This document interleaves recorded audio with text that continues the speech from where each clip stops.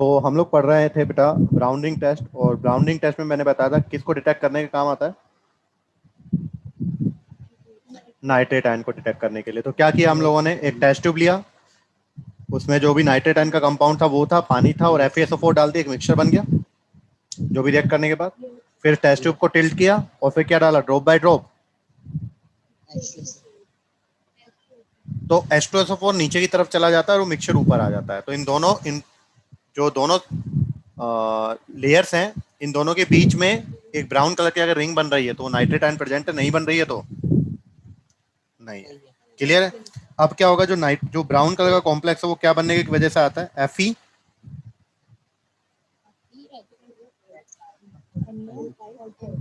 FeH2O5 NO+2, FeH2O5 NO+2।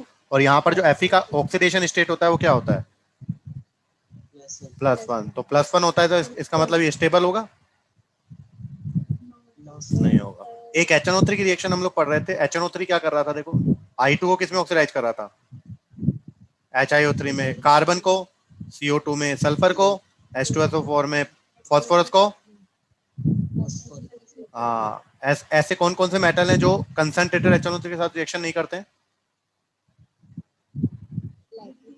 Beryllium, chromium और aluminium. Beryllium, chromium और aluminium, क्योंकि वो अपनी सरफेस के ऊपर कौन से लेयर बना लेते हैं, ऑक्साइड लेयर। कल है ना, अब कल मैंने आपको बताया था जब डाइल्यूट HNO3 के साथ रिएक्शन कराएंगे मेटल की तो NO गैस निकलेगी, और कंसंट्रेटेड के साथ कराएंगे तो NO2 गैस निकलेगी। तो कॉपर की कराई, नाइट्रेट पानी तो बन गया, डाइल्यूट के साथ कराई NO, और कंसंट्रेट के साथ कराई NO2। लेकिन जिंक में जब डाइल्यूट के साथ कराई तो नाइट्रेट पानी तो बन गया, NO निकलना चाहिए था, लेकिन निकलता क्या है, लाफिंग गैस N2। और कंसंट्रेट के साथ कोई दिक्कत नहीं, वहां पर क्या ही निकला है, हाँ इनर्ट मेटल। आपको पता है गोल्ड, गोल्ड जो गोल्ड है, प्लेटिनम है, इनर्ट मेटल है, ये तो HNO के साथ रिएक्शन करते ही नहीं है, जबकि बेरिलियम, एल्यूमिनियम और क्रोमियम भी। क्यों? क्योंकि अपने ऊपर किसकी लेयर बना लेते हैं, passive oxide layer, passive oxide layer. अब देखो आपको मैंने बताया जो HNO3 होता है वो कैसा एजेंट है, ऑक्सीडाइजिंग। HNO3 है ऑक्सीडाइजिंग एजेंट। कैसा एजेंट है, अभी ऑक्सीडाइज तो कर रहा है सभी को। तो डाइल्यूट HNO3 क्या करता है, देखो क्या किसमें टूटता है, डाइल्यूट वाला खुद किसमें रिड्यूस होता है, खुद रिड्यूस हो गया NO में, और नेसेंट ऑक्सीजन दिया, ये नेसेंट ऑक्सीजन दूसरों को क्या कर देगा, तो इसलिए कैसा एजेंट है। तो ऑक्सीडाइजिंग एजेंट क्या होते हैं, जो दूसरों को तो ऑक्सीडाइज करते हैं और खुद क्या होंगे, तो अगर डाइल्यूट है तो खुद में रिड्यूस होगा NO में, और कंसंट्रेटेड है तो किस में रिड्यूस होगा, NO2 में, और सामने वाले को ऑक्सीडाइज कर देगा। यही तो हो रहा था देखो, कॉपर को तो इसने Cu को 0 से +2 में ऑक्सीडाइज कर दिया नाइट्रेट में, और डाइल्यूट है तो खुद रिड्यूस हुआ NO में, और कंसंट्रेटेड खुद रिड्यूस हुआ। क्लियर है? तो अब देखो क्वेश्चन क्या क्या है, देखो अब मैं मेटल की रिएक्शन करा रहा हूं, मेटल की रिएक्शन करा रहा हूं किसके साथ, with very dilute HNO3, dilute HNO3 और कंसंट्रेटेड HNO3। तो देखो जिनको मैंने यहाँ पर ये लिखा है ना, यहाँ पर रेड कलर या पिंक कलर में जो लिखा है ना, ये सारे कंपटीशन के लिए क्या है, काफी इंपॉर्टेंट है। क्या है ये सारे कंपटीशन के लिए, तो ये पता होना चाहिए आपको। अब आपसे पूछा जाता है पूरी पीरियोडिक टेबल में ऐसी कितनी मेटल है, पूरी पीरियोडिक टेबल में ऐसी कितनी मेटल है जिनकी रिएक्शन वेरी डाइल्यूट HNO3 के साथ जब मैं कराऊंगा तो हाइड्रोजन गैस इवॉल्व करेंगे। तो आप लोग देख रहे हो हाइड्रोजन गैस सिर्फ इसी कंडीशन में क्या हुई है, बाकी किसी में भी हाइड्रोजन इवॉल्व नहीं हुआ। H2 किसकी फॉर्म में निकला है, H2O की फॉर्म में, देख रहे हो, बाकी हर रिएक्शन में H2H2 की फॉर्म में निकलेगा। तो ऐसी कितनी मेटल है जो वेरी डाइल्यूट HNO3 के साथ रिएक्शन करके हाइड्रोजन गैस इवॉल्व करती है, कितनी है, कौन कौन सी, क्या सही बच्चों को हो जाएगा याद, जो पुराने बच्चे हैं वो बताओ बेटा मैंने सही लिखा है क्या, पुराने बच्चे बोलो। ठीक, तो वेरी डाइल्यूट HNO3 के साथ कौन कौन सी ऐसी मेटल हैं जो हाइड्रोजन गैस इवॉल्व करेंगे, बताओ जल्दी से। मैग्नीशियम और मैग्नीशियम और अब देखो आयरन जिंक और टिन की रिएक्शन, आयरन जिंक और टिन की रिएक्शन जब वेरी डाइल्यूट HNO3 के साथ कराऊंगा तो देखो किसी की मेटल की रिएक्शन जब HNO3 के साथ कराऊंगा तो मेटल नाइट्रेट बनेगा ही बनेगा। मेटल नाइट्रेट हर किसी में बनेगा। मेटल की रिएक्शन जब HNO3 के साथ करूंगा तो हर किसी में ही क्या बनेगा, देखो इसमें बन रहा है, इसमें भी बना, इसमें भी बना, इसमें भी बना, ये रहा मेटल नाइट्रेट, इसमें भी बना, इसमें भी बना, हर किसी में बना लगभग metal nitrate.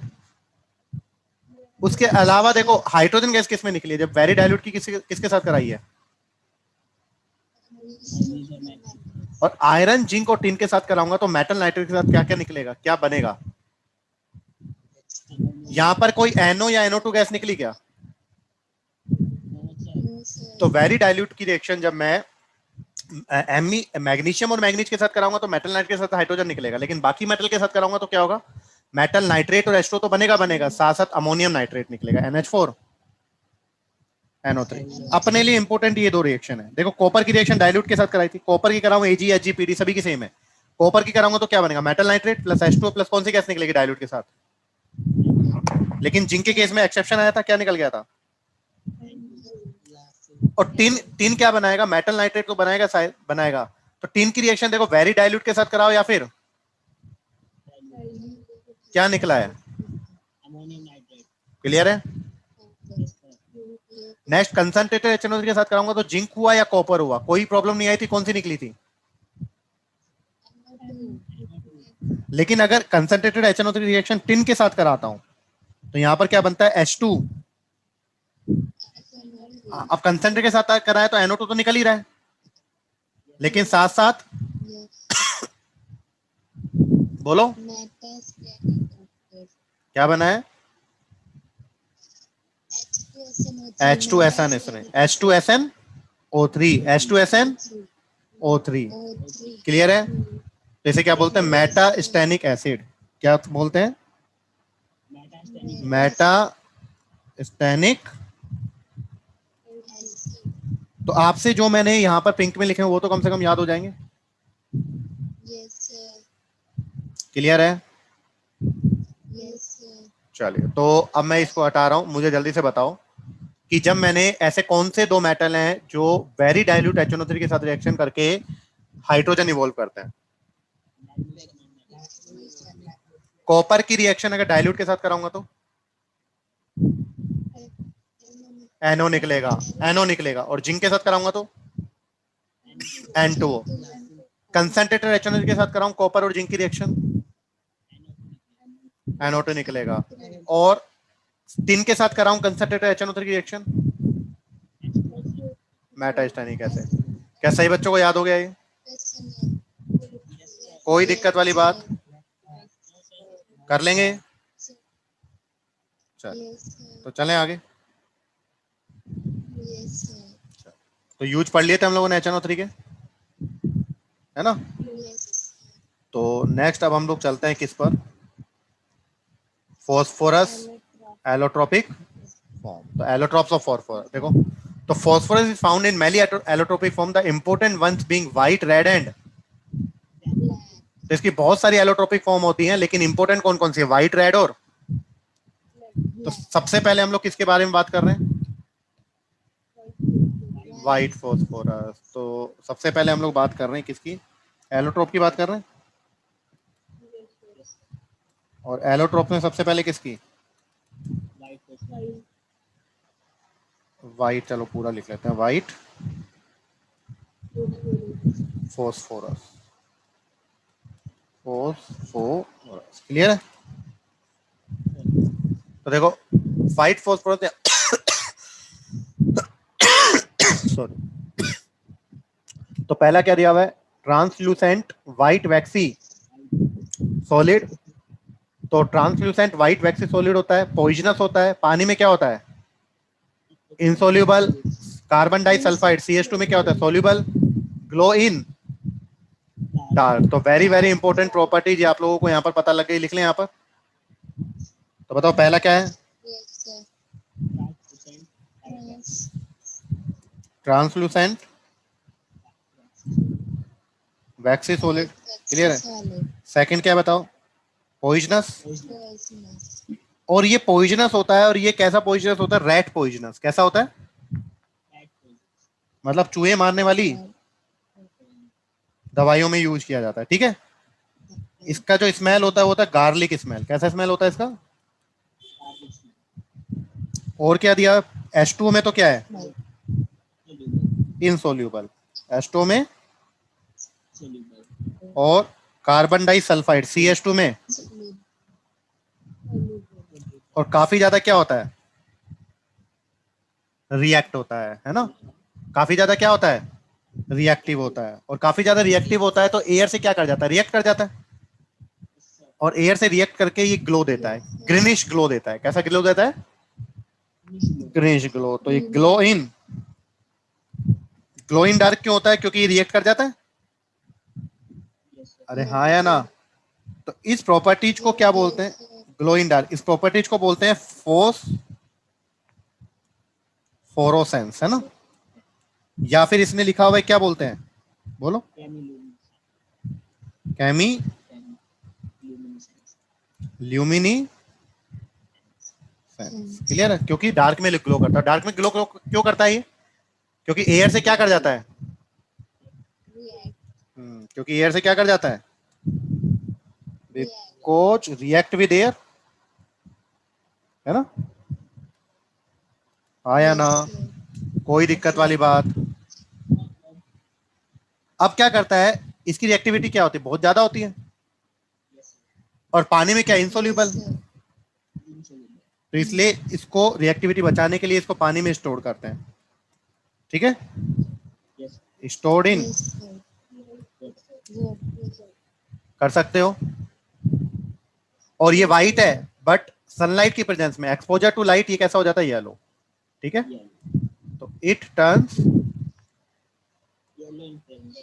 Yellow in exposure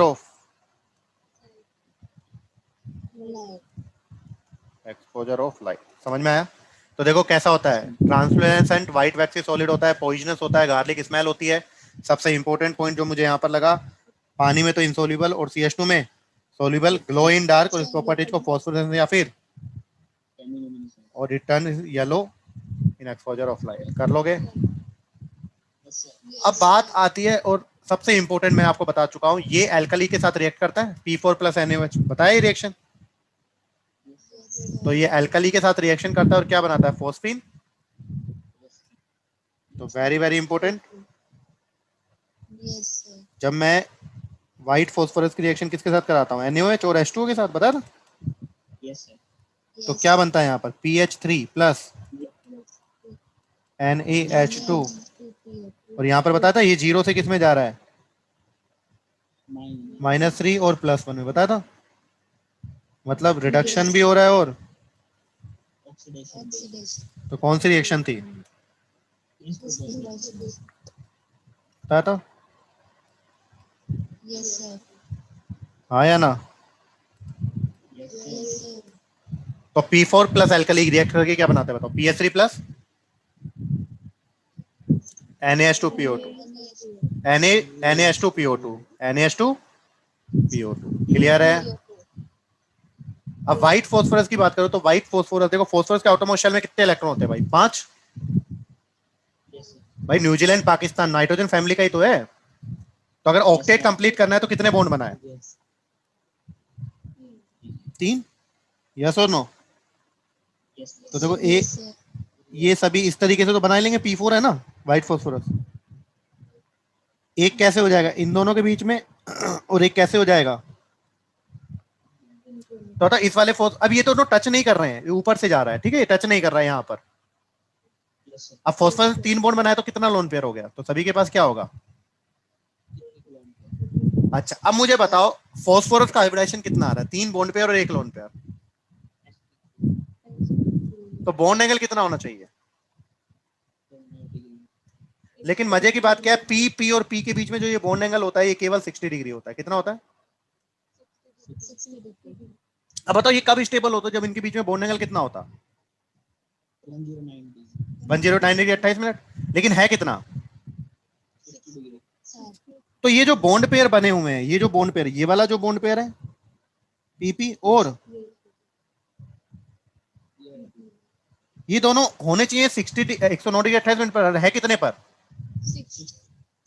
तो बताओ ये बॉन्ड पेयर इलेक्ट्रॉनों से तो मिलकर बना हुआ है, तो इनमें रिपल्शन हो रहा होगा कि नहीं हो रहा होगा? और ये एक दूसरे को भयंकर रिपेल कर रहे होंगे क्योंकि 109 डिग्री 28 मिनट पर जाना चाहते हैं। और है कितना डिग्री? तो इस रिंग में स्ट्रेन ज्यादा है या कम है? तो स्ट्रेन क्या है? काफी ज्यादा है। स्ट्रेन बहुत ज्यादा है, ये एक दूसरे से दूर जाना। तो स्ट्रेन काफी ज्यादा है इस रिंग में, तो स्टेबल होगा कि अनस्टेबल होगा? तो इसलिए ये एयर से कैच रिएक्ट कर जाता है और ग्रीनिश ग्लो देता है। क्लियर है? कोई दिक्कत? तो अगर पूछा जाए कि जो व्हाइट फॉस्फोरस होता है रिएक्टिव क्यों होता है, तो बता सकते हो? तो बोल सकते हो कि आपने इसमें जो पी बॉन्ड होता है वो कितना होता है? 60 डिग्री। तो इसकी वजह से जो स्ट्रक्चर है उसमें स्ट्रेन काफी क्या होगा? ज्यादा होगा, जिसकी वजह से क्या होंगे? काफी अनस्टेबल होंगे, और अनस्टेबल है तो रिएक्टिव बन जाएंगे। क्लियर है? तो यहाँ पर ये दिया हुआ है, देखो। Translucent white waxy solid, poisonous, insoluble in water, soluble in CS2, glow in dark. This property is called chemiluminescence. It dissolved in boiling NaOH. बता दिया। और क्या बनाता है? PS3 और NaS2। बहुत बढ़िया। White phosphorus is less stable. बता था क्यों लेस स्टेबल क्यों होता है? एंगल स्ट्रेन जाता आता है, लेस स्टेबल। यहां पर देखो, very good. Due to angular. Clear है? And therefore more reactive than other solid phase under normal condition because of angular strain in white phosphorus where the angle are only 60 degree, or it readily catch fire in air to give dense white fumes of। अब काफी ज्यादा reactive है तो जल्दी से क्या कर जाएगा? रिएक्ट कर जाएगा और फायर को, और व्हाइट फ्यूम्स देगा किसके? तो P4 की रिएक्शन 5O2 के साथ कराऊंगा तो क्या मिलेगा? P4। क्लियर है? नेक्स्ट कौन सा आता है? रेड। तो रेड फॉस्फोरस की अगर मैं बात करूं तो पहले यहां पर लिख लेते हैं हम लोग। व्हाइट फॉस्फोरस हो ही गया अपना, तो सेकंड क्या चलेगा अब?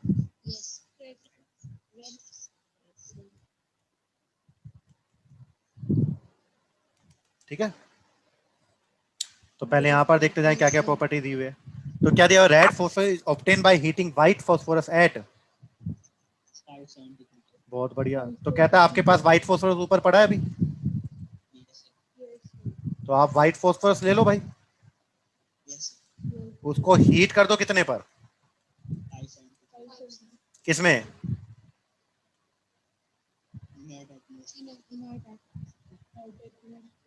क्लियर है? For several day when red phosphorus is ईटेड। अब तो यहां पर क्या बन जाएगा आपके पास? When red phosphorus is heated under high pressure series। अब ब्लैक फॉस्फोरस की बाद में बात करेंगे। Red phosphorus possess iron grey. तो पहला लिखा यहां पर क्या होता है? Iron grey lustre. सेकंड क्या है? और क्या होता है? और वो क्या था? बहुत बड़े रेड, रेड पॉइजन था। तीसरा क्या है? पानी में क्या है? और वो भी क्या था?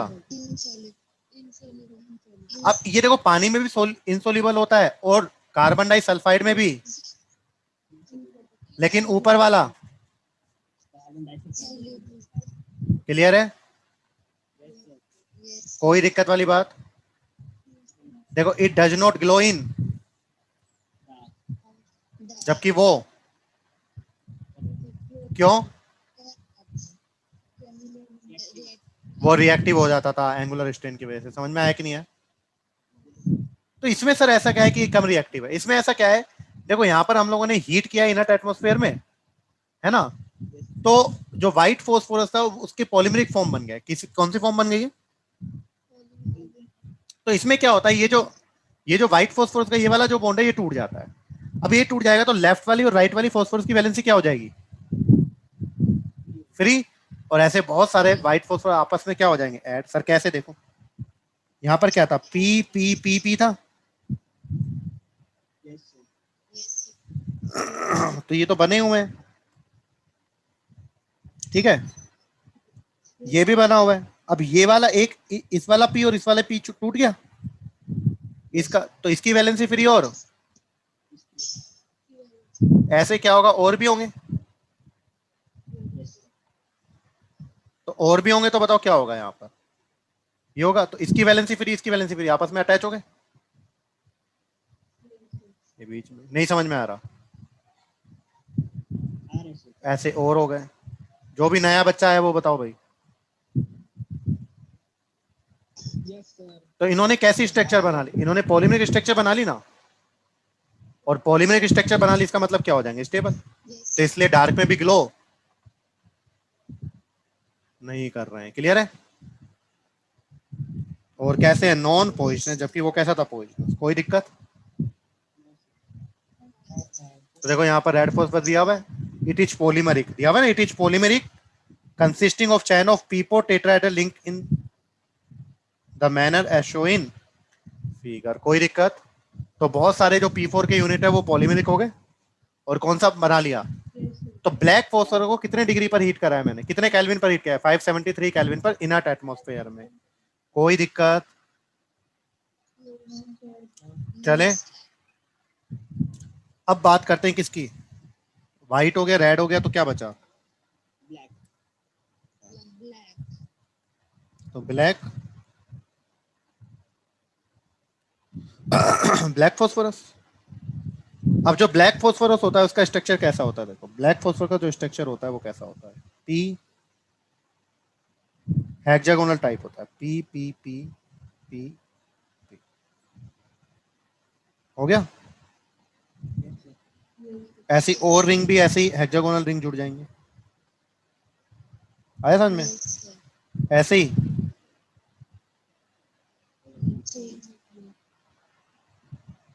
आ गया समझ में? तो ये कैसा फास्फोरस है? Black phosphorus. अब ब्लैक फॉस्फोरस दो तरह का होता है, अल्फा और बीटा। तो अल्फा और बीटा कैसे बनता है? आपने अगर व्हाइट फॉस्फोरस लिया, क्या लिया? अच्छा, व्हाइट फॉस्फोरस को 573 केल्विन पर इनर्ट मीडियम में हीट करता हूं तो क्या मिलता है? हाँ। अब अगर व्हाइट फॉस्फोरस को आपको 473 केल्विन पर हीट कर रहे हैं हाई प्रेशर में, किस पे? हाई प्रेशर में, तो क्या बनता है? ये बनता है बीटा ब्लैक फॉस्फोरस। क्या बनता है? क्लियर है? और अगर आप लोग रेड फॉस्फोरस को, किसको? रेड फॉस्फोरस को हीट कर रहे हैं कितने पर? 802 केल्विन में इन सॉलिड ट्यूब, एक सॉलिड ट्यूब में, ठीक है। तो क्या बनता है?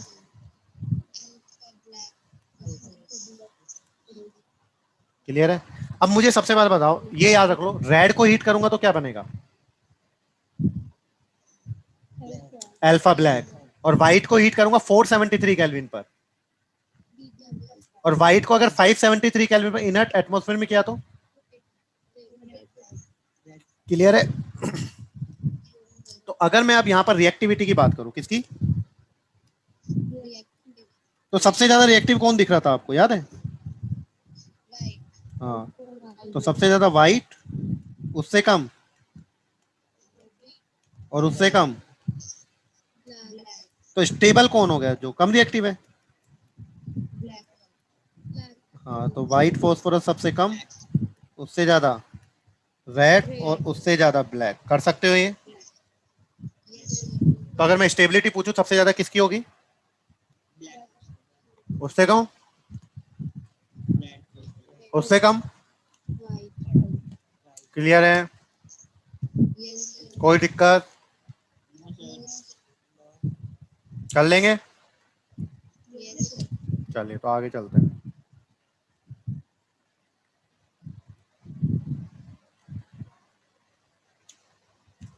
तो यहाँ पे ये दिया देखो, black phosphorus has two form alpha and alpha black phosphorus is formed when red phosphorus को 803 केल्विन पर हीट किया सील ट्यूब में। Is is sublimated in air and has opaque monoclinic और, तो लिख लोगे ये वाला। तो अल्फा ब्लैक बना है वो सबलाइम एयर में हो जाता है और ओपेक मोनोक्लिनिक रोम्बोहेड्रल क्रिस्टल होता है। It does not oxidise in air, जबकि beta black phosphorus is prepared by white phosphorus को हीट करा 473 केल्विन पर under, it does not burn in air up to, तो कर लोगे। तो लिख लो रीड इट, अरे पढ़ लोगे। तो यहां तक किसी बच्चे को कोई भी प्रॉब्लम हो तो बता दो। नहीं है, चलिए तो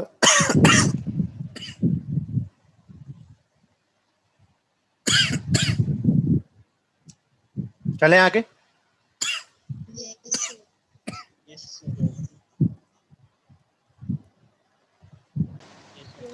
अच्छा, अब सुनना ध्यान से, मैंने कहा था किसी भी नाइट्राइट को पानी में डालोगे तो क्या बनेगा।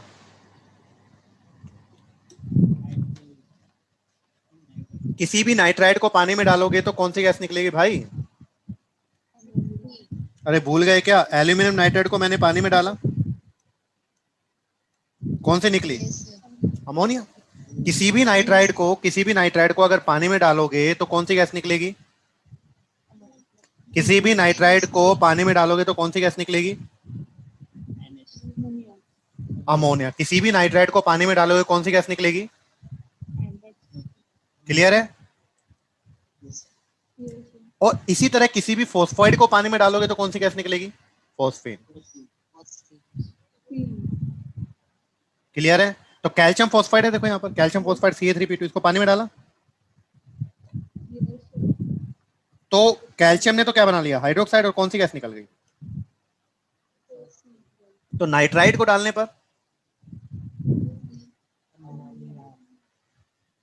और फॉस्फाइड को डालने पर, क्लियर है, कोई दिक्कत। इसी तरह देखो कैल्शियम फॉस्फाइड की रिएक्शन देखो किसके साथ कराई, पानी में डाला तो ये बना, ऐसे HCl के साथ रिएक्शन कराता तो बताओ कैल्शियम और क्लोराइड क्या बन जाता, CaCl2। और यहां पर क्या हो जाता बताओ, यहां पर वापस से क्या बन गया, फॉस्फीन, क्लियर है। तो फॉस्फीन कैसे बना सकते हैं बताओ, या तो कैल्शियम फॉस्फाइड को आप लोग पानी में डाल लो, या फिर एसिड के साथ रिएक्शन करा दो, क्लियर है। तो यहां पर क्या मिल जाएगा आप लोगों को, कैल्शियम हाइड्रोक्साइड और PS3 और कैल्शियम क्लोराइड और PS3, कोई दिक्कत नहीं, फॉस्फीन बन गया।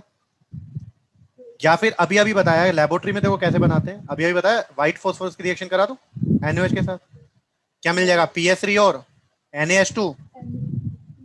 और ये जो मिला है ये कौन सी रिएक्शन है, डिस्प्रपोर्शनेशन रिएक्शन। कौन सी रिएक्शन है, डिस्प्रपोर्शनेशन रिएक्शन। क्या कर लोगे ये, कोई दिक्कत नहीं है। तो फॉस्फाइड को पानी में डाल दो या एसिड के साथ रिएक्शन करा दो तो PS3 मिल जाएगा, या फिर व्हाइट फॉस्फोरस की रिएक्शन कराई थी अभी हम लोगों ने NaOH के साथ, है ना।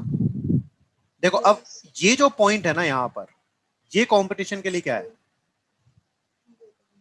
अब उन्हें पता है, बच्चों को ये तो पता है, तो इन्होंने क्या करा, when pure it is non inflammable. तो जब PS3 कैसा होता है, PS3 कैसा होता है, जब प्योर होता है तो वो जलता, लेकिन जब but becomes inflammable owing to the presence of P2H4 and,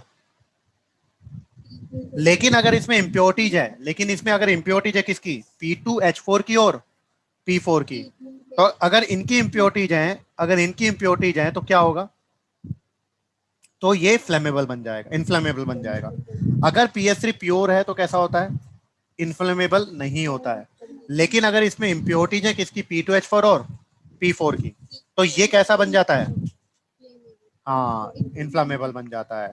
to purify it from the impurities, अब ये इम्प्योरिटीज हटाने के लिए क्या करते हैं, it is absorbed in HI to form phosphonium iodide which on treating with KOH gives,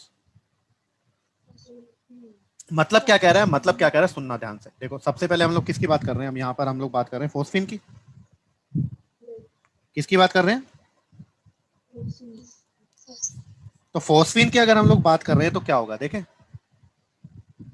तो अगर मैं यहाँ के कैल्शियम फोस्फाइड को पानी में डालूंगा, तो मैंने कहा था नाइट्राइट को पानी में डालो तो NH3 और फोस्फाइड को पानी में डालो तो क्या मिला, हाइड्रोक्साइड प्लस PH3।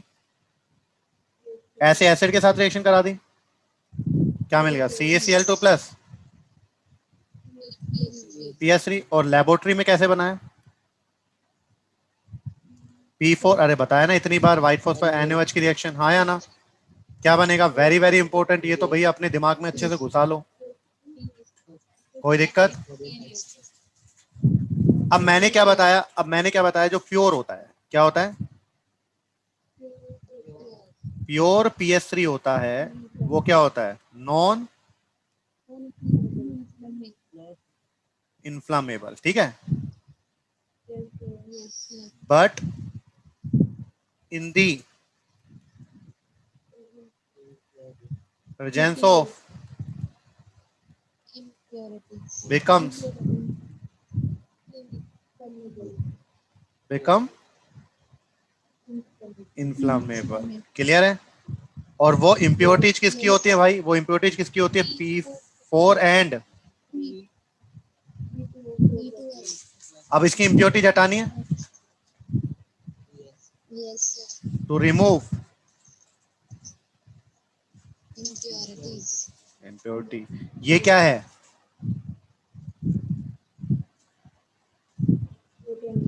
तो पहले हम लोग क्या करेंगे, PS3 की रिएक्शन किसके साथ कराएंगे भाई, HI के साथ। तो PS3 जो होता है, देखो NH3 का नेचर कैसा होता है, बेसिक। अरे ना, तो PS3 का नेचर भी कैसा होता है, बेसिक। अरे नाइट्रोजन फैमिली का है ना, न्यूजीलैंड पाकिस्तान बताया था ना। तो इनके जो हाइड्राइड होते हैं वो कैसे होते हैं, बेसिक होता है ना, इसका नेचर बेसिक है, बेसिक है तो ये H+ ले लेगा, तो बनाएगा PH4 पॉजिटिव और I नेगेटिव, तो बन गया PH4I। अब ये जो PH4I है इसको किस सॉल्यूशन से पास करा दूं, KOH से। तो जब KOH से पास कराऊंगा तो K और I क्या बना लेगा, KI। अब PH4 में से एक H निकाल दो तो क्या बचेगा, PH3। और एक H निकाला और ये OH क्या बना लेगा, तो यहां से प्योर PH3 आ गया, ठीक है। तो इम्प्योरिटीज को रिमूव करने के लिए सबसे पहले हम लोग क्या करते हैं, सबसे पहले हम लोग क्या करते हैं यहाँ पर बताओ, तो HI की रिएक्शन कराई और फिर KOH से ट्रीट करा दिया। तो यही हम लोगों ने यहाँ पर बताया अभी कि क्या कहा है मैंने आप लोगों को, तो purify from its impurities it is absorbed in HI, तो HI के साथ एब्जॉर्ब करवा लो इसको, तो PS3 तो आ जाएगा, इम्प्योरिटीज रह जाएंगी, और PS3 किस फॉर्म में आ गया, PH4I में, और फिर इसकी रिएक्शन KOH के साथ करा दोगे तो आपको प्योर PS3 मिल जाएगा। सर बहुत डिफिकल्ट था, कर सकते थे ये, कोई प्रॉब्लम। तो इस तरीके से आप लोग बना सकते हैं ना। चलें आगे। अब देखो प्रॉपर्टीज क्या है इसकी, प्रॉपर्टीज पढ़ो। It is colourless gas with, तो जहां पर आपने फोस्फिन लिखा है वहीं पर हम लोग पढ़ लिख देते हैं, यहाँ पर क्या लिखूं बताओ, रोटन फिश, मतलब आप समझ गए होंगे जब लेबोरेटरी में फोस्फिन बनाओगे आप, तो खड़ा रहना क्या हो जाएगा, मुश्किल हो जाएगा, क्योंकि इसकी स्मेल जो होती है वो बहुत बेकार होती है, और कैसी है देखो, सड़ी हुई मछली जैसी है ना, रोटन फिश स्मेल, क्लियर है। तो ये कलरलेस होता है, इसकी रोटन फिश स्मेल होती है, हाईली कैसा होता है, अच्छा हाइड्राइड की अगर मैं बात करूं ना, हाइड्राइड की बात करूं, नाइट्रोजन फैमिली के हाइड्राइड की बात करूं, तो नीचे जाने पर पॉइजनस कैरेक्टर क्या होता है, बढ़ता है, बढ़ता है, क्लियर है। तो इससे भी ज्यादा पॉइजन इसके नीचे वाला होगा, इससे भी ज्यादा इसके नीचे वाला होगा, क्लियर है। तो यहाँ पर लिख ही देते हैं, जो फॉस्फीन होता है, जो क्या होता है, एक तो क्या है बताओ, रोटन फिश स्मेल और हाईली क्लियर है? नेक्स्ट है it exploded in contact with traces of oxidising agent like HNO3 Cl2 and Br2। तो इनके कांटेक्ट में आता है तो एक्सप्लोड हो जाता है ना। और क्या होगा? It is slightly soluble in water. The solution of PS3 in water decompose in presence of giving. Clear है? तो ये क्या कह रहा है? PS3 की रिएक्शन, अगर PS3 की रिएक्शन किसके साथ करा रहा हूं तो प्रेजेंस ऑफ लाइट में कौन सा दे देगा? हाँ, तो PS3 plus H2O in the presence of, देखो नई चीज पता लगी। तो क्या दे रहा है? रेड फॉस्फोरस और hydrogen. Clear? When absorbed in copper sulphate और mercury chloride solution the corresponding phosphide are obtained. अब देखो कॉपर सल्फेट के साथ रिएक्शन करके क्या बना रहा है? देखो क्या करता है ये, मेटल के सोल्ट के साथ PS3, जो PS3 होता है वो मेटल के सोल्ट के साथ रिएक्शन करके फॉस्फाइड बनाता है। जो PS3 होता है वो मेटल के सोल्ट के साथ रिएक्शन करके क्या बनाता है? क्या बनाता है? किसके साथ? मेटल के सोल्ट के साथ। क्लियर है? तो मेटल के सोल्ट के साथ रिएक्शन करके क्या बनाता है? फॉस्फाइड। तो कॉपर के सोल्ट के साथ कराया, कॉपर फॉस्फाइड बन गया। मरकरी के साथ कराया, नहीं समझ में आया? कर लोगे, कोई दिक्कत वाली बात? तो यहां पर हम लोग लिख लेते हैं। देखो तो यहां पर हम लोगों ने क्या क्या PS3 की रिएक्शन कराई है। तो PS3 को अगर मैं सबसे पहले तो 440 डिग्री पर हीट करता हूं। किस पर? एब्सेंस इन एयर की एब्सेंस पे। तो ये टूट जाता है किसमें? P4 और PS3 को हीट करूंगा 440 पर तो किसमें टूट जाएगा? P4 और H2 में। क्लियर है? क्लोरीन के साथ रिएक्शन कराऊंगा तो क्या बन जाएगा? फॉस्फोरस को क्या बना लेगा? PCl5। और हाइड्रोजन क्या बना लेगा? HCl। और अभी अभी मैंने बताया कॉपर सल्फेट के साथ रिएक्शन कराऊंगा तो बताओ कॉपर का फॉस्फाइड, हाँ या ना? और बाकी देख लेना अपने आप। HgCl2 के साथ कराऊंगा तो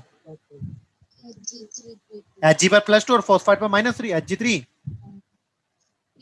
ऐसे बताओ अगर AgNO3 के साथ रिएक्शन कराऊंगा तो Ag पर +1 और फॉस्फाइड -3 Ag3। अब ये जो Ag का फॉस्फाइड होता है अनस्टेबल होता है, क्या होता है? अन तो ये किस में डिकम्पोज हो जाएगा? क्लियर है? तो ऐसा कौन सा फॉस्फाइड जो डिकम्पोज हो जाएगा Ag में? इसका। क्लियर है? तो जब PS3 की रिएक्शन किसी मेटल के सोल्ट के साथ कराएंगे तो मेटल का क्या बन जाएगा?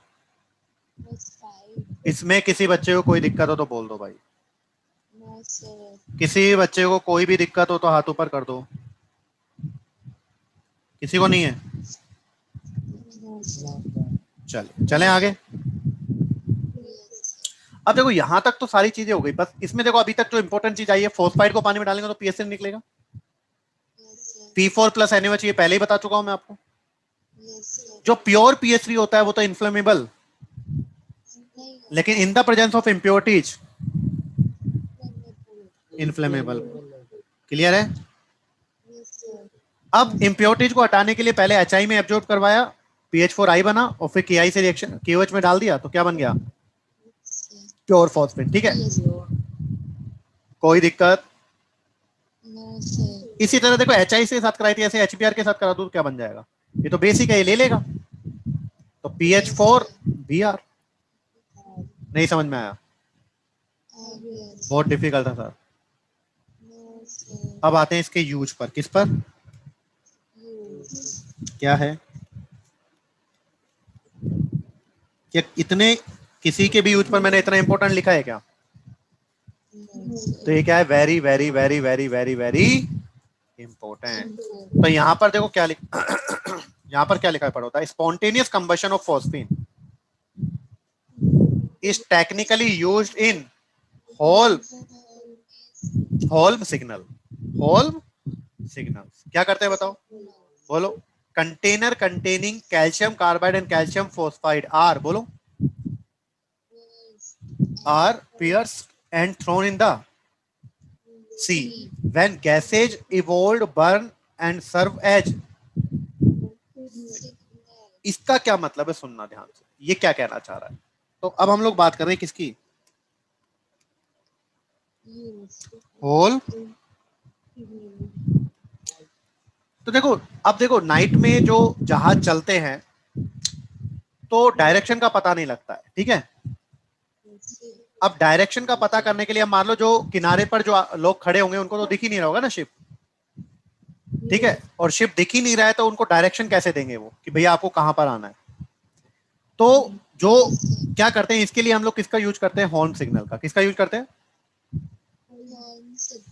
तो यहां पर क्या होता है कि जितने भी जहाज होते हैं ना उनके पास एक कंटेनर होता है। एक क्या होता है, और इस ये जो कंटेनर होता है ये नीचे से क्या होता है बेटा, इसके नीचे से होल्स होते हैं। क्या होते हैं,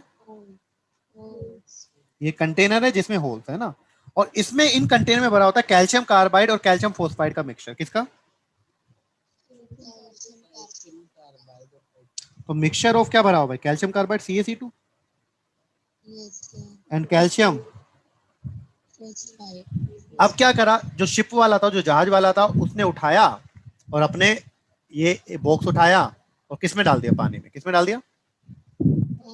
अब क्या होगा, जब पानी में बॉक्स जाएगा तो बताओ यहाँ नीचे से तो होल्स है, होल्स के थ्रू ये आएगा पानी में, और जब पानी में आएगा तो कैल्शियम कार्बाइड बताओ पानी के साथ रिएक्शन करके क्या बनाता है, CaC2+H2O। ये तो बताता हाइड्रोक्साइड प्लस एसिटाइलिन, और कैल्शियम फॉस्फाइड क्या बनाता है, Ca3P2, कैल्शियम हाइड्रोक्साइड प्लस। तो ये जो C2H2 होता है ये तो क्या करता है, अब एयर के साथ फायर कैच कर लेता है, कैच। और PS3 क्या करता है, एयर के साथ क्या देने लगता है, क्लियर है। तो बताओ, जब मैंने बॉक्स को डाला तो बॉक्स को जैसे ही पानी में डाला क्या हुआ, आग फायर कैच कर ली और धुआं निकलने लगा। क्या निकलने लगा, और जब धुआं निकलने लगेगा, स्मोक आएगा बहुत ज्यादा, तो आपको पता लग जाएगा जहाज कहां पर है। तो फिर आप लोग बता सकते हो डायरेक्शन उसको। तो हॉर्न सिग्नल का मतलब समझ में आया, कैल्शियम कार्बाइड और कैल्शियम फास्फेट का बॉक्स होगा जिसको पानी में डालते हैं। तो कैल्शियम कार्बाइड से जो C2H2 निकलेगा वो तो फायर कैच करता है, जबकि फॉस्फीन क्या देता है, धुएं के छल्ले देता है, धुएं के छल्ले देता है। इसे क्या बोलते हैं हम लोग, ये जो धुएं के छल्ले निकलते हैं PS3 के, इसे हम लोग क्या बोलते हैं, जो स्मोक रिंग, क्या बोलते हैं, या फिर बोलते हैं वोटेक्स रिंग। क्या बोलते हैं, क्या बोलते हैं, हाँ। तो देखो मैंने बताया ना PS3 में इम्प्योरिटीज होती है P2H4 की, हाँ। तो in the presence of impurities phosphine produce smoke which is known as vortex ring. क्या which is known as vortex ring. तो यहां पर एक लाइन हम लोग लिख देते हैं, यहां पर एक लाइन लिख देते हैं हम लोग, इन द प्रेजेंस ऑफ,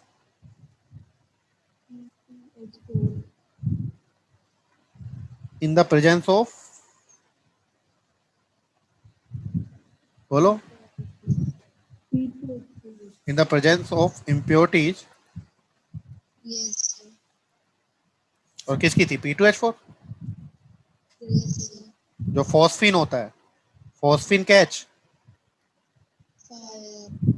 बोलो, phosphine in the presence of impurities, phosphine, नहीं ये ऐसे करो, फॉस्फीन प्रोड्यूस स्मोक, फॉस्फीन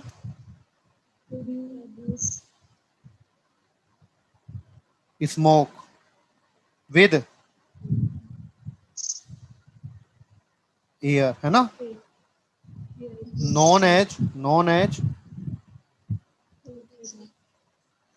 तो PS3 के जो धुएं के छल्ले बनते हैं उन्हें हम लोग क्या बोलते हैं बेटा, वोटेक्स। ये बताया था ना मैंने कि वैसे तो इन्फ्लेमेबल नहीं होता है, लेकिन इम्प्योरिटीज की प्रेजेंस में इन्फ्लेमेबल हो जाता है, और धुएं के छल्ले बनाता है, जो छल्ले बन रहे हैं उसे क्या बोलते हैं हम लोग, वोटेक्स। समझ में आ गया ये। तो PS3 का यूज है एक तो होम सिग्नल में, और एक स्मोक स्क्रीन भी बनाता है। क्या बनाता है, हाँ, it is also use in, clear है। कोई दिक्कत? तो कर लेंगे सारा। चलिए तो नेक्स्ट आते हैं बेटा फॉस्फोरस हैलाइड पर। तो very very important phosphorus halide, ये यहीं से पढ़ लोगे आप लोग, कोई दिक्कत नहीं है। देखो फॉस्फोरस की रिएक्शन हम लोग किसके साथ करा रहे हैं? क्लोरीन के साथ। फॉस्फोरस की रिएक्शन किसके साथ करा रहे हैं? क्लोरीन के साथ। तो क्लोरीन के साथ कराऊंगा, लिमिटेड अमाउंट में कराऊंगा तो PCl3 बनेगा, और एक्सेस में करा दूंगा तो PCl5 बन जाएगा। क्लियर है? तो P4 की रिएक्शन 6Cl2 के साथ कराऊंगा तो PCl3, और 10Cl2 के साथ करा दूंगा तो बहुत बढ़िया। इसी तरह P4 की रिएक्शन थायोनिल क्लोराइड के साथ कराऊं, थायोनिल क्लोराइड तो SOCl2 क्या होता है? तो क्या बनता है? PCl3। लेकिन अगर SO2Cl2 के साथ करा दूं, क्लियर है? तो यहां पर मैं दोनों रिएक्शन लिख रहा हूं। तो देखो मैंने क्या किया, P4 की रिएक्शन जब मैं 6Cl2 के साथ कराया था, PCl3, 10Cl2 के साथ कराऊंगा तो बहुत बढ़िया। P4 की रिएक्शन जब मैं SOCl2 के साथ करा रहा हूं और SO2Cl2 के साथ कराऊंगा तो SOCl2 को क्या बोलते हैं?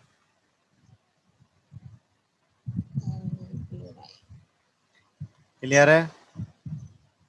और देखो कोई दिक्कत?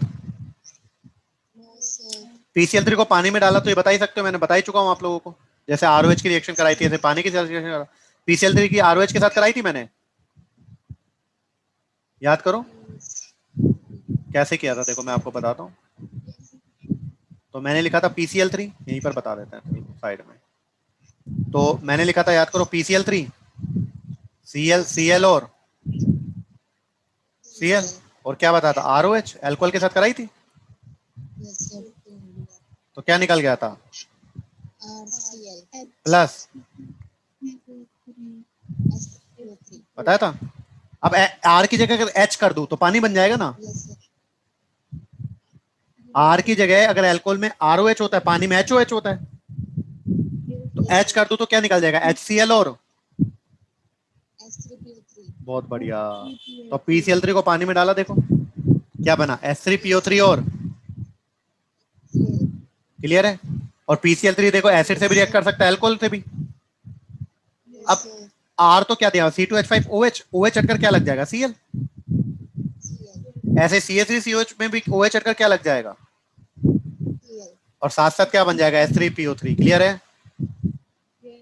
और PCl3 का शेप बताने की जरूरत नहीं है। PCl3 का शेप कैसा होता है? देखो हाइब्रिडेशन होता है sp3, और शेप कैसा हो जाएगा?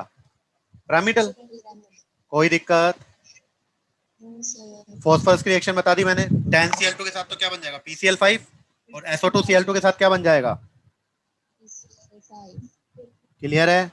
SO2Cl2 is called sulphuryl chloride. SOCl2 is called, हाँ, और SO2Cl2 is called sulphuryl chloride. Clear है? Sulphuryl chloride. अब PCl5 क्या होता है कि yellowish white powder and in moist air it hydrolyses to. अब देखो इसको भी करा देते हैं जैसे PCl3 का करा है। तो PCl5 का कैसे बताया था, बता सकते हो आप लोग? ROH Cl बताया था। ClClO Cl करा दिया। तो क्या बना था? RCl प्लस HCl प्लस, अच्छा पानी में डाल दो तो R की जगह H आ जाएगा, तो HCl और POCl3। क्लियर है?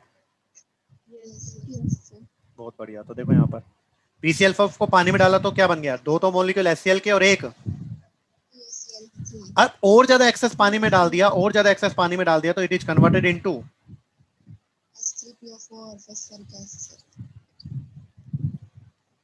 क्लियर है?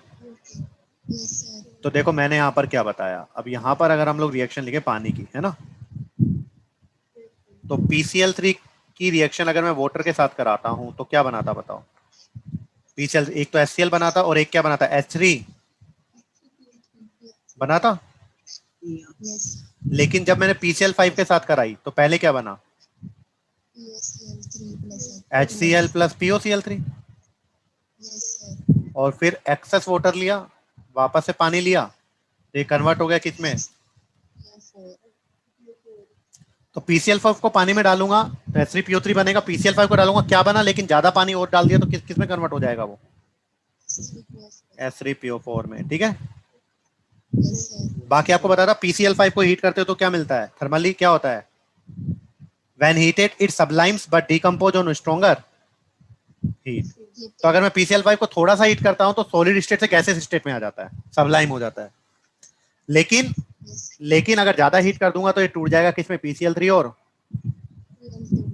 क्यों, क्योंकि इसका स्ट्रक्चर बताया था, ये रहा, इसका हाइब्रिडेशन क्या है, sp3। तीन तो कौन से बॉन्ड थे, हाँ 3 तो थे इक्वेटोरियल बॉन्ड, और 2 कितने थे, कौन से थे, बताए थे क्या, एक्सियल बॉन्ड। और मैं देखो मैंने बताया था जो एक्सियल बॉन्ड की बॉन्ड लेंथ है वो इक्वेटोरियल से ज्यादा होती है, तो इसको मैंने माना था ए और इसको मैंने माना था, तो बॉन्ड लेंथ किसकी ज्यादा थी, याद है, रटने की जरूरत नहीं, बस कितनी है। हाँ तभी तो जब मैंने हीट किया तो ये ऊपर वाले और नीचे वाले टूट गए, और ऊपर वाले और नीचे वाले टूट गए तो क्या हो गया बताओ, हाँ, और बताओ अल्कोहल के साथ कराऊंगा तो OH हटकर Cl लग गया, और CH3COH के साथ कराऊंगा तो भी OH हटकर, हाँ तो दोनों में ये हुआ है, लेकिन बनने वाले फर्दर प्रोडक्ट अलग अलग है ना। नेक्स्ट PCl5 की रिएक्शन मेटल के साथ करा रहा हूँ, तो Ag बना रहा है AgCl और टिन बना रहा है SnCl4, तो बाकी चीजें तो आपको पता है, क्लियर है। तो मैंने क्या किया यहाँ पर, C2H5OH था, बताओ PCl3 और PCl5 से क्या बना बोलो, Cl प्लस, यहाँ पर क्या बनेगा, C2H5Cl ही बनेगा, लेकिन POCl3 और HCl बताया था। ऐसे CH3COH के साथ कराओगे तो सेम होगी, PCl3 के साथ कराओगे तो OH हटकर Cl लग जाएगा, CH3COCl, और फिर क्या होगा, H3PO3, और PCl5 के साथ कराऊंगा तो प्लस, क्लियर है, कोई दिक्कत। फिर PCl5 की रिएक्शन मेटल के साथ कराई थी नीचे, Ag और, तो इसके साथ बना है AgCl और इसके बाद बना है SnCl4, क्लियर है, तो कोई दिक्कत।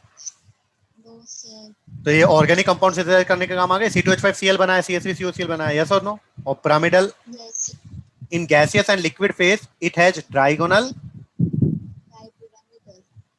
तो गैसेस और लिक्विड फेज में तो आपको पता है ट्राइगोनल बाइपिरामिडल स्ट्रक्चर होती है, 3 इक्वेटोरियल बॉन्ड होते हैं, 2 एक्सियल बॉन्ड होते हैं, कर लोगे। नेक्स्ट क्वेश्चन आता है, व्हाई डज PCl3 फ्यूम्स इन, तो ये क्यों होता है, क्योंकि ये क्या हो जाता है, हाइड्रोलिसिस हो जाता है इसका, PCl3 रिएक्शन पानी के साथ कराया बना है H3PO3 और HCl, तो PCl3 hydrolysed in presence of moisture giving fumes of, clear है, all the 5 bond in PCl5 molecule equivalent, justify your answer, क्या पांचों बॉन्ड इक्विवेलेंट होते हैं क्या, इक्वल, इक्वेटोरियल वाले छोटे होते हैं और एक्सियल वाले बड़े होते हैं, क्लियर है, यहां तक किसी बच्चे को कोई भी दिक्कत ही तो बताओ। नेक्स्ट क्या आता है, oxo acids of phosphorus, oxo acids of, अब देखो हम लोगों ने जो फॉस्फोरस पढ़ा था ना उसमें कुछ रिएक्शन मैं आप लोगों को और एक्स्ट्रा करवा देता हूँ थोड़ी सी, ठीक है, तो फॉस्फोरस की अगर हम लोग बात करें, चले, तो मैं यहाँ पर आप लोगों को ऑक्साइड ऑफ फॉस्फोरस और पढ़ा देता हूँ, ठीक है, साथ के साथ, तो हम लोग पढ़ रहे हैं ऑक्साइड ऑफ, वही पढ़ रहे हैं ऑक्साइड ऑफ, तो फॉस्फोरस के ऑक्साइड कौन कौन से है ना, तो सबसे पहले हम लोग बात कर रहे हैं, सबसे पहले हम लोग बात कर रहे हैं किसकी, P4O6 की। किसकी? या तो P2O3 की बात कर लें, या फिर इसका अगर डाइमर बनाऊंगा, इसका डाइमर क्या होगा, P4O6। ठीक है, तो ये कैसे बनेगा? देखो, अगर फॉस्फोरस की reaction limited amount of air में कराया, किसके साथ? लिमिटेड। तो बताओ P4 और 6 ऑक्सीजन क्या हो जाएगा? P4। क्लियर है? अब मैं P4O6 को किस में डाल रहा हूँ? पानी में। किस में डाल रहा हूँ? तो पानी में डालने के दो तरीके, एक तो कोल्ड में और एक, तो एक बार मैंने डाला कोल्ड और एक मैंने डाला, ठीक है। तो कोल्ड में डालूंगा तो क्या बनेगा, और हॉट में डालूंगा तो क्या बनेगा? Plus H3PO4 plus H3PO4 plus. Clear है? कोई दिक्कत? तो जल्दी से बताओ, जब मैंने कोल्ड में डाला तो क्या बना? H3PO4, और हॉट में डाला तो एक्चुअली मैं आपको बता देता हूँ, एक इंपॉर्टेंट रिएक्शन है, ठीक है। जैसे आपको याद है HNO2 को डिस्प्रोपोर्शनेट किया था, किसमें डिस्प्रोपोर्शनेट हुआ था? HNO3 plus NO plus H2O में हुआ था। ऐसे ही ये तो नाइट्रस एसिड था, ऐसे एक होता है फोस्फोरस एसिड, फोस्फोरस होता है H3PO3, H3। तो इसको भी हीट करते हैं तो ये भी डिस्प्रोपोर्शनेट हो जाता है किसमें? Phosphoric acid H3PO4 plus. तो जब मैं फोस्फोरस एसिड को हीट करता हूं तो डिस्प्रोपोर्शनेट हो जाता है किसमें? फोस्फोरिक और। तो बताओ P4O6 को ठंडे पानी में डाला था, कोल्ड पानी में, तो क्या बना था? H3PO3। और बताओ इसको गर्म में डाल दिया तो H3PO3 को ही गर्म कर दो ना, तो क्या बन जाएगा? ये तो बनेगा। समझ में आया कि नहीं आया? तो H3PO4 PO3 जो बना हुआ होगा गर्म करने पर डिस्प्रोपोर्शनेट हो जाएगा। तो अब रटने की जरूरत है क्या? तो ठंडे पानी में डाला H3PO3 बन गया, और गर्म पानी में डाला तो ये H3PO4 और PS3 क्यों बना लेता है? क्योंकि H3PO3 क्या हो जाएगा? डिस्प्रोपोर्शनेट हो जाएगा। क्या हो जाएगा? अरे भाई डिफिकल्ट है क्या? अब ये तो था P2O3, क्या था? P2O3 या फिर P4O6। अब इसका जो स्ट्रक्चर होता है ना, वो कैसा होता है देखें। तो सबसे पहले क्या बना दो, P4O6 में 4 फॉस्फोरस है, बना दिया। अब 4 फॉस्फोरस के बीच में, अब देखो 4 फॉस्फोरस बना दिए, 6 ऑक्सीजन है, तो 6 ऑक्सीजन है तो फंसा दिया। देखो एक यहाँ पर, एक यहाँ पर, एक यहाँ पर, एक और करो, क्या करो बताओ? एक इन दोनों के बीच में और एक, ये किसका स्ट्रक्चर हो गया? P4O6 का। क्लियर है? ऐसे हम लोग बात करें P2O5 या फिर डाइमर की बात करें तो क्या बन जाएगा? क्लियर है? तो बताओ वहां पर 3O2 के साथ कराई थी, यहाँ पर कितने O2 के साथ करा दो? 10 ऑक्सीजन चाहिए ना, 5O2 के साथ करा दो, क्या बन जाएगा? P4। कोई दिक्कत? अब P4O10 को पानी में डाल रहा हूँ, P4O10 को पानी में डाल रहा हूँ। तो एक बार तो किस में डाला, और एक बार किस में डाला? क्लियर है? तो ठंडे में डालूंगा तो मेटाफॉस्फोरिक एसिड बनाता है HPO3, ठीक है। और गर्म में डालता हूं तो क्या बनाता है? H3 phosphoric acid. तो गर्म में तो दोनों में H3PO4 बनाया ना, लेकिन ठंडे में एक बार H3PO3 और एक बार, हाँ। अगर आपसे जनरली पूछा जाए, अगर आपको कहे कि P4O6 को पानी में डाला तो H3PO3 बना दो, और P4O10 को पानी में डाला तो छोटे वाले ऑक्साइड के साथ छोटा वाला एसिड H3PO3, और बड़े वाले के साथ बड़ा वाला एसिड H3PO4। क्लियर है? उसमें ये 3 ऑक्सीजन थे इसमें, पर इंडिविजुअली समझ में आया क्या किया हम लोगों ने? अब मैंने याद हो तो मैंने कहा था जो P4O10 होता है, अच्छा पहले बात कर रहे थे इसकी स्ट्रक्चर की, किसकी? तो P4O10 का स्ट्रक्चर कैसे बनेगा? जैसे P4O6 का था पहले वही बना दो सेम। पहले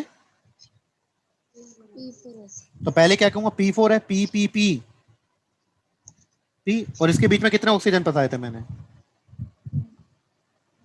6।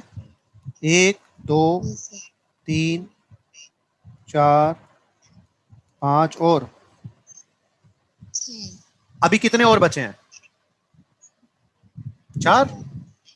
अरे 10 है ना, 6 हो गए, 4 बचे हुए हैं। तो यहाँ पर बताओ, एक लोन पेयर है ना, 3 बॉन्ड ही तो बने हैं, तो यहाँ पर आ जाएगा डबल बॉन्ड हो, डबल बॉन्ड हो, डबल बॉन्ड हो, और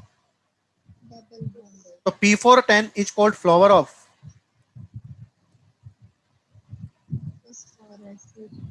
क्लियर है? तो ये हो गया P4O10। अब मैंने आपको बताया था, अगर आपको याद हो, जो P4O10 होता है वो डिहाइड्रेटिंग एजेंट होता है। क्या होता है? Dehydrating agent. तो याद है, ये मैंने रिएक्शन आपको करवा चुका हूं। अगर HClO4 में अगर P4O10 डाले, हाँ, एक मैंने HNO3 में डाला था, है ना, और एक मैंने H2, तो पानी निकाला था। अब इसके एक मॉलिक्यूल में से पानी निकल नहीं सकता, 2 मॉलिक्यूल ऐड के ओके पानी निकला था, और क्या बना था यहाँ पर N2, और इसके एक ही मॉलिक्यूल से पानी निकल जाएगा, तो क्या बच जाएगा? क्या करवा चुका हूँ कि एक बार सही बच्चे बोल दें? कोई दिक्कत? सर बहुत डिफिकल्ट है।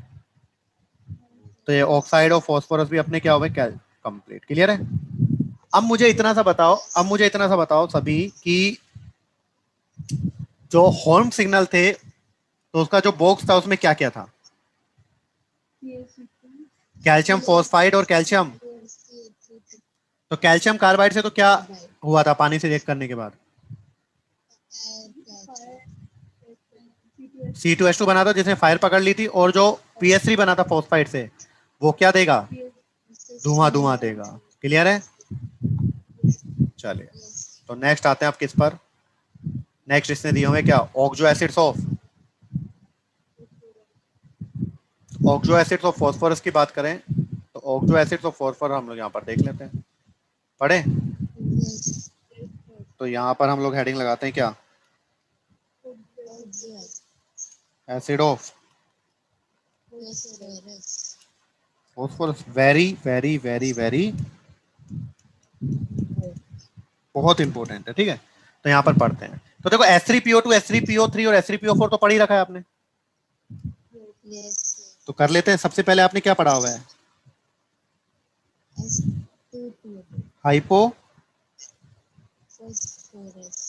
एसिड, जिसे क्या बोलते हैं आप लोग, H3PO2, यस और नो? एक क्या पढ़ा हुआ आपने इसके बाद? फॉस्फोरस, या फिर इसे ऑर्थोफॉस्फोरस एसिड भी बोलते हैं क्या? तो एक ही बात है, ये क्या होता है, H3PO3, और एक आप लोगों ने क्या पढ़ा हुआ है, फॉस्फोरिक, तो इसे क्या बोलोगे, फॉस्फोरिक एसिड, या फिर ऑर्थोफॉस्फोरिक एसिड, तो इसका मतलब H3PO, क्लियर है? तो आपको बताया था H3PO2 क्या होता है, H3PO2 बताया था P डबल बॉन्ड OH, तो बाकी 2 H बचे, यहाँ पर क्या आ जाएगा बताओ, एक और ऑक्सीजन एक्स्ट्रा है, तो P डबल बॉन्ड OH तो हो गई,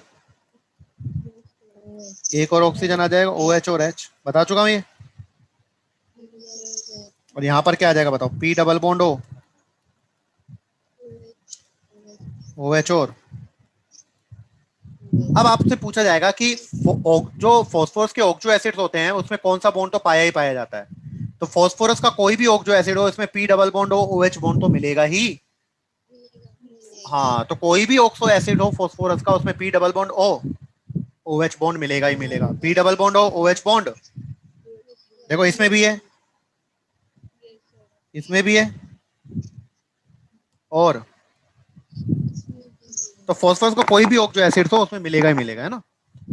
अब अगर मैं यहाँ पर बात करूं एन फैक्टर की, किसकी बात करूं, या बेसिसिटी की बात करूं, कितने H प्लस देगा ये? तो इसकी जो बेसिसिटी है वो कितनी हो जाएगी, एक ही H प्लस देगा। यहाँ पर बेसिसिटी दो H प्लस देगा क्योंकि दो हाइड्रोजन ऑक्सीजन से अटैच है, और यहाँ पर क्लियर है। अच्छा, जितने ज्यादा पीएच बॉन्ड होंगे उतना ही ज्यादा रिड्यूसिंग कैरेक्टर होगा। तो पीएच बॉन्ड सबसे ज्यादा किसमें है? पहले वाले में, दूसरे में और एक ही है, तीसरे में एक भी नहीं है। तो अगर मैं रिड्यूसिंग कैरेक्टर की बात करूं, किसकी? तो सबसे अच्छा रिड्यूसिंग एजेंट इनमें से फिर क्लियर है। तो मोर पीएच बॉन्ड, मोर रिड्यूसिंग कैरेक्टर। क्लियर है? कोई प्रॉब्लम? चलें आगे। तो हाइपोफॉस्फोरस, फास्फोरस और फॉस्फोरिक, इसमें कोई दिक्कत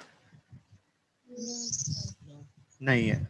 तो इसमें कोई दिक्कत नहीं है, तो आगे चलते हैं हम लोग। देखो यहाँ पर, अब देखो ये तो था ऑर्थो फॉस्फोरिक या ऑर्थो फॉस्फोरस, है ना। एक होता है केमिस्ट्री में पायरो। क्या होता है? पायरो का मतलब क्या होता है? दो मॉलिक्यूल ऐड करो और पानी निकालो। तो एक तो मैं बना सकता हूं पायरो फॉस्फोरस, यस और नो।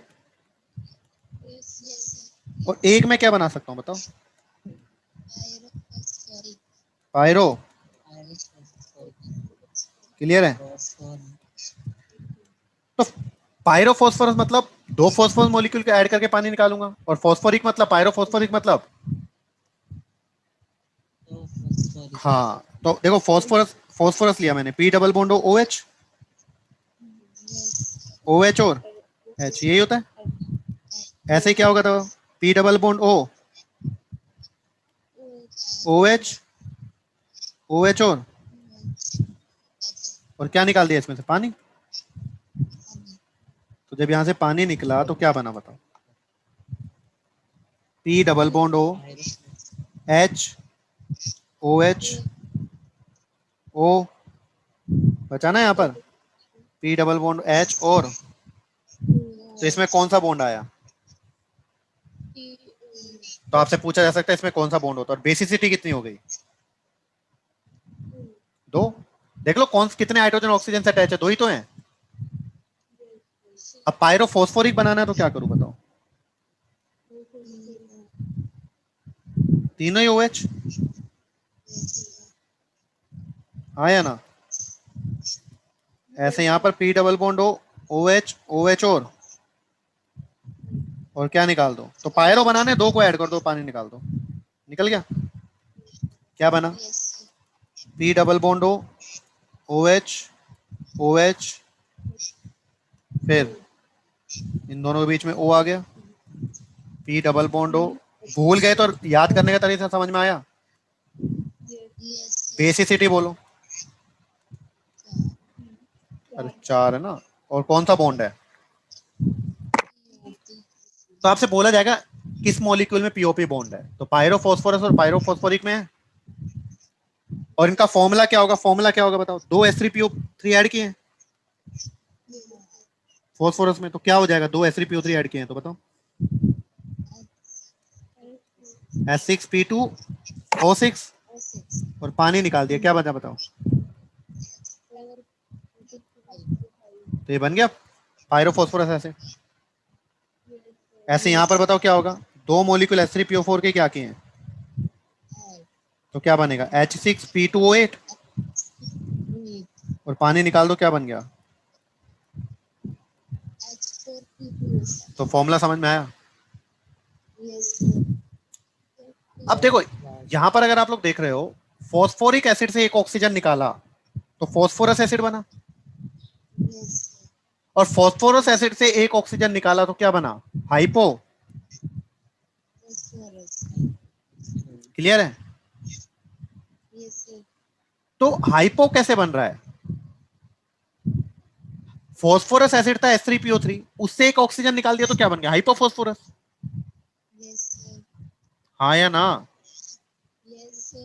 अब मुझे हाइपोफॉस्फोरिक बनाना है, क्या बनाना है? तो ऐसे मत कर देना सर S3PO4 है, ऑक्सीजन निकाल दो एक, तो ऑक्सीजन निकाल दे तो S3PO3 बनेगा, वो तो फॉस्फोरस बन जाएगा। तो हाइपोफोस्फोरिक एसिड कैसे बनेगा? जो आपने पायरोफोस्फोरिक एसिड बनाया ना, उससे एक ऑक्सीजन निकाल दो, उससे एक। हाँ, तो पायरो वाला क्या बनाया था आपने? पीओपी बॉन्ड था, तो ये ऑक्सीजन निकाल दो। तो ये ऑक्सीजन निकाल दूंगा तो क्या बन जाएगा बताओ? पायरो वाला क्या था? H4P2O7। इससे ऑक्सीजन निकाल दो तो क्या बन जाएगा बताओ? H4P2। तो क्या बन जाएगा बताओ? P double bond O, OH, OH एक ऑक्सीजन निकल गया बीच वाला, P double bond O, OH और। तो हाइपोफॉस्फोरिक एसिड में कौन सा बॉन्ड है? बहुत डिफिकल्ट था। नेक्स्ट आपको बताया था, देखो मैंने कहा था केमिस्ट्री में पायरो कब आता है? जब दो मॉलिक्यूल ऐड होकर पानी निकले तो क्या आएगा? पायरो। क्या आएगा? और जब एक ही मॉलिक्यूल से पानी निकल जाए तो मेटा। तो अब बात कर रहे हैं, तो दो मॉलिक्यूल से पानी निकला तो मिलकर, और एक ही से निकल गया तो अब बात कर रहे हैं मेटाफॉस्फोरिक। तो मेटाफॉस्फोरिक एसिड, फॉस्फोरिक मतलब H3PO3 ले लिया, H3PO4 सॉरी, और उसे क्या निकाल दिया? पानी। एक ही मॉलिक्यूल से क्या बन जाएगा बताओ? तो एक ही मॉलिक्यूल से पानी निकाल दिया तो बन गया मेटाफॉस्फोरिक एसिड। अब ये जो बना है मेटाफॉस्फोरिक एसिड, ये क्या होता है? अनस्टेबल। क्या होता है? तो स्टेबल, तो ये पॉलीमेरिक फॉर्म में आ जाता है। किसमें?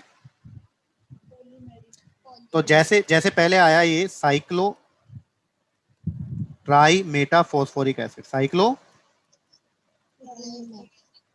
मतलब मेटाफॉस्फोरिक एसिड के कितने मॉलिक्यूल अटैच हो गए? और किस कैसे? रिंग में। हाँ या ना? तो HPO3 क्या होता है? देखो HPO3 हो गया P double bond O, H और OH हो गया। तो इसके कितने मॉलिक्यूल अटैच हो गए? मैंने कहा था ना, कोई भी फॉस्फोरिक का ऑक्जो एसिड हो उसमें P double bond OH bond तो। हाँ, तो देखो मैंने क्या किया, आप देखो यहाँ पर P, ठीक है, P डबल बॉन्ड O और OH बॉन्ड तो मिलेगा ही मिलेगा। या फिर देखो ऐसे ट्राई मेटा बनाना है तो क्या करो? PO, फिर PO, फिर PO, बन गया ये। और P पर क्या लगा दो? डबल बॉन्ड और OH, डबल बॉन्ड और डबल बॉन्ड और कर लिया। तो ये क्या बन गया? ये क्या बन गया भाई? डबल बॉन्ड O,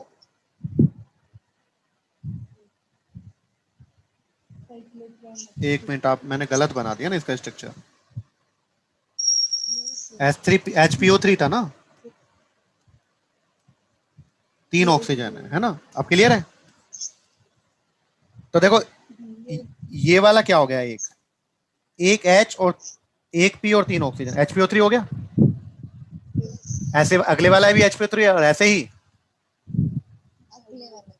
तो HPO3 के कितने मॉलिक्यूल ऐड हो गए? साइक्लिक रिंग में। समझ में आया कि नहीं आया? पीओ पीओ पीओ कर दोगे, फिर double bond OH, double bond OH, double bond OH। एक तो बन गया साइक्लो ट्राइमेटा, और एक बनता है पोली, एक क्या बनता है?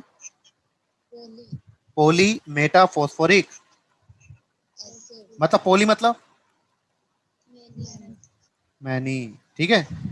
तो HPO3 का क्या आ जाएगा? होल। तो देखो ये क्या है, ये क्या है? ये होता है P double bond O, OH, और फिर क्या आता है? O।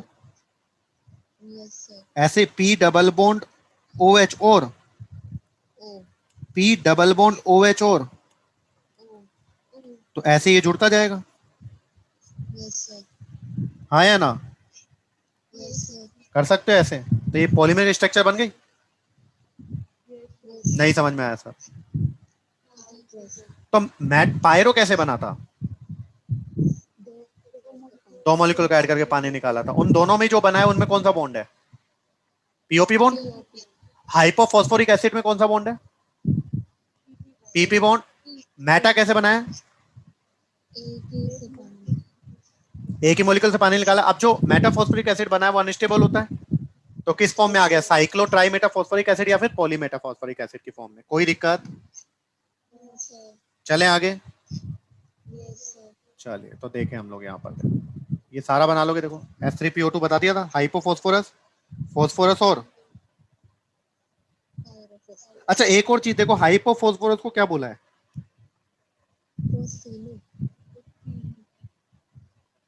और फॉस्फोरस को फॉस्फोनिक, तो ये भी बोल सकते हैं हम लोग, ठीक है।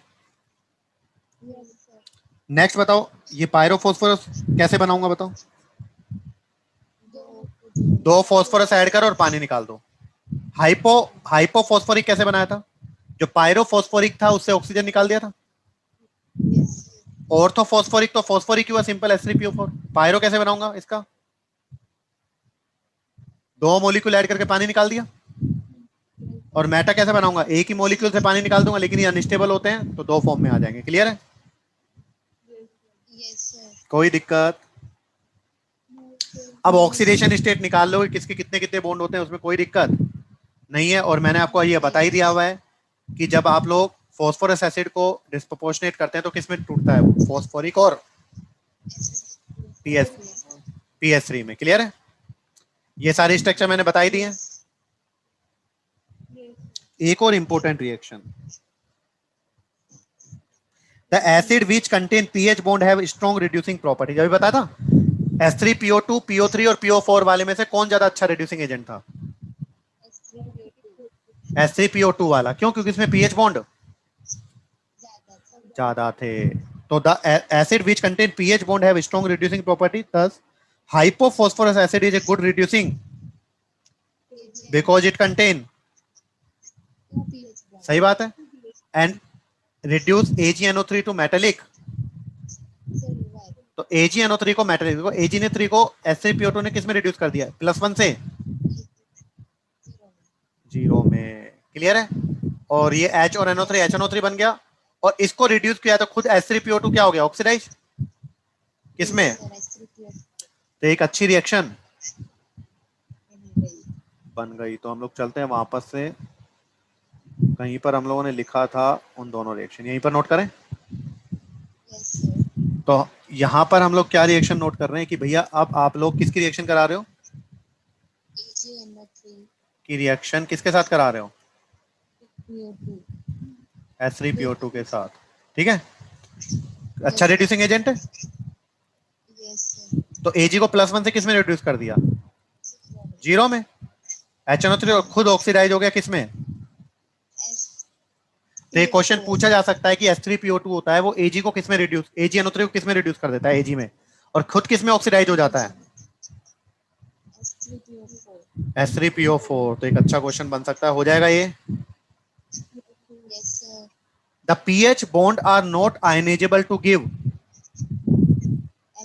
अच्छा ये तो अब आपको पता है, इतनी फालतू की बकवास करने की जरूरत नहीं। जो H3PO3 होता है, इसमें क्या लिखा हुआ है, जो H3PO2 होता है वो कितना H+ देता है, 1। PO3 वाला कितना H+ देता है, 2। और PO4 वाला कितना देता है, कर सकते हो। तो यहां तक कोई दिक्कत। तो यहां पर अपना नाइट्रोजन चैप्टर क्या होता है बेटा, हाँ, तो यहां पर अपना नाइट्रोजन चैप्टर हो गया है कंप्लीट। अब कुछ इंपॉर्टेंट पॉइंट है नाइट्रोजन चैप्टर के जो हम लोग पढ़ सकते हैं, ये हो जाएगा। बंद कर लो जिसके बैकग्राउंड आ रहा है पीछे में। तो काफी सारी चीजें हम लोग पढ़ चुके हैं। अगर मैं इंपॉर्टेंट पॉइंट में कुछ छोटी छोटी चीजें और लिखवा दूं, इंपॉर्टेंट तो कुछ छोटी छोटी चीजें लिखवा देता हूं, वैसे हम लोगों ने सब कुछ पढ़ ही लिया है। ठीक है, तो एक यहां पर लिखे इंपॉर्टेंट पॉइंट में कि मोइस्ट, वेरी वेरी इंपॉर्टेंट लिखें, moist ammonia gas is dried over quicklime. आज पढ़ा क्विकलाइम क्या होता है, हाँ। तो अगर आपके पास मोइस्ट NH3 है और उसको ड्राई करना है तो क्या लूंगा, है ना, क्लियर है। It can not be dry, can not be dried by concentrated H2SO4 oblique P4 oblique laboratory desiccator था CaCl2। तो आपको अगर मोइस्ट NH3 है, अगर मोइस्ट मतलब मोइस्चर पानी, तो मोइस्ट NH3 को अगर ड्राई करना है तो किसकी हेल्प से करोगे?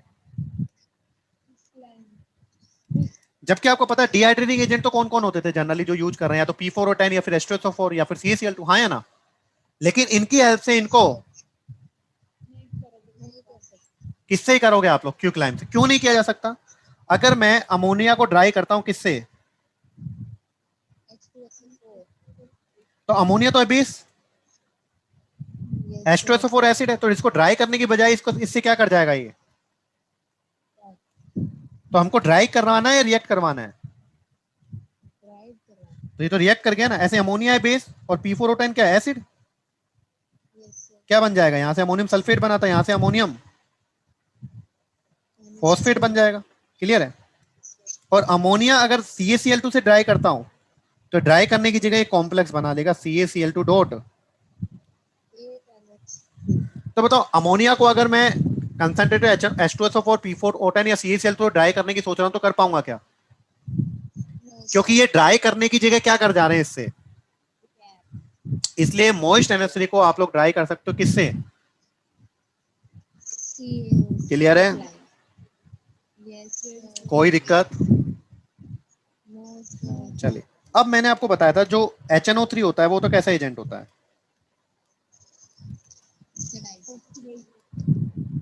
मैंने कहा था वो एलिमेंट जो अपनी हायर ऑक्सीडेशन स्टेट में होते हैं वो ऑक्सीडाइजिंग एजेंट की तरह बिहेव करते हैं और लोअर में, लेकिन वो एलिमेंट जो अपनी इंटरमीडिएट ऑक्सीडेशन स्टेट में होते हैं, HNO में नाइट्रोजन का कितना है? +3 है, तो ये -3 से +5 तक जा सकता है दोनों तरफ। तो ये किसकी तरह रिएक्ट करेगा? एक्ट एज ऑक्सीडाइजिंग एज या act as oxidising as well as reducing agent. Clear है। तो HNO2 ऑक्सीडाइजिंग एजेंट की तरह भी काम करेगा और बहुत बढ़िया। अगर ये ऑक्सीडाइजिंग एजेंट की तरह काम करता है तो बताओ क्या करेगा? ये H2S को किस में ऑक्सीडाइज कर देगा? S-2 को S सल्फर में बताया हुआ है। I- को अरे पढ़ाया हुआ है। और रिड्यूसिंग एजेंट की तरह काम करेगा तो रिड्यूस कर देगा, और रिड्यूस कर देगा तो अगर मैंने कहा Mn+7 है कि MnO4 है तो एसिडिक मीडियम में किस में रिड्यूस हो जाएगा? +2 में। K2Cr2O7 है तो अरे कर सकते हो कि नहीं कर सकते हो? कोई प्रॉब्लम नहीं है। नेक्स्ट आता है बेटा, नेक्स्ट पॉइंट अगर मैं बात करता हूं तो एक होता है बेटा एमाटोल। क्या होता है?